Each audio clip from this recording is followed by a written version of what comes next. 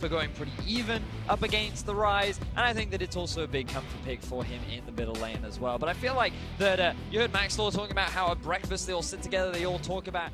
Perkz making the roam up though. He has the Realm Warp and they can go for this. Trundle ult is popped. Just going to be in range, expect to get a few chomps down himself. Takes a bite out of Crime and the kill goes over.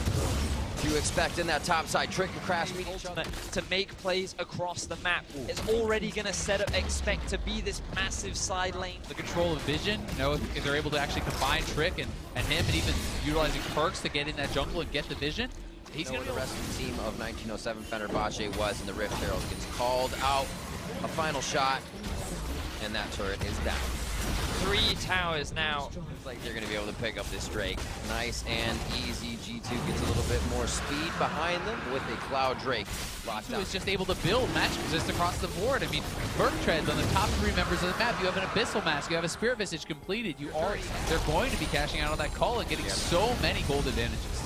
Cashing in on that tier as well, around 680 for Perkz, 580 for Frozen is expect. Stealing Thaldrins. They have the Recon and G4, they have this powerful engage if they can just find it. There's not really much of that.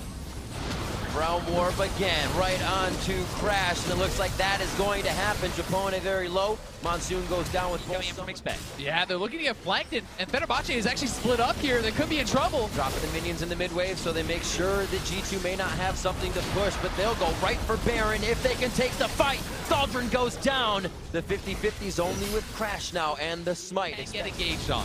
Perkz on the other side of the wall. Man mode for him as he pushes Crash over. And we'll see if Crash can get himself back in. The flash is up, so he can pretty much deny any of that positioning, but over the wall goes G2 for Crash, and the Baron will go into the hands of G2 Esports. Trick and Middy to do the rest of the damage there. Hopefully, there is no damage. Enough damage there. Getting a little ahead of themselves. Overzealous. G2 goes for too many kills and almost lose their team doing Baron. So G2 finally get themselves wants that stack. Yeah, he wants the stack, man. He's got to come out with the bright side. But so he throws the Rise ultimate to the right side, knowing that the only way out is for Cassio to flash up. He then is already meeting him there.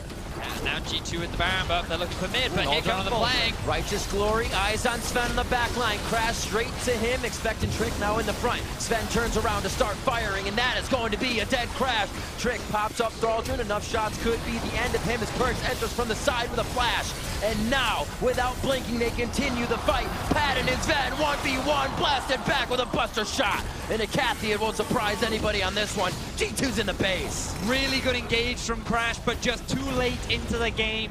G2 are far too strong, and they're going to go to a nearly perfect game against 1907 Fenerbahce. Both teams coming in 0-1. There had to be a victor in the group, and G2 makes a bit of a statement for themselves here, climbing towards the top, looking for a 1-2 position here in Group C. They take down the final Nexus turret, and they will have the Nexus. 8-0, 32 minutes in. G2 take the victory over 1907 Fenerbahce. EU 2-0 on the day, boys. That's it. We're back. We're coming for groups. And you have to ask. No, I'm not going to say it.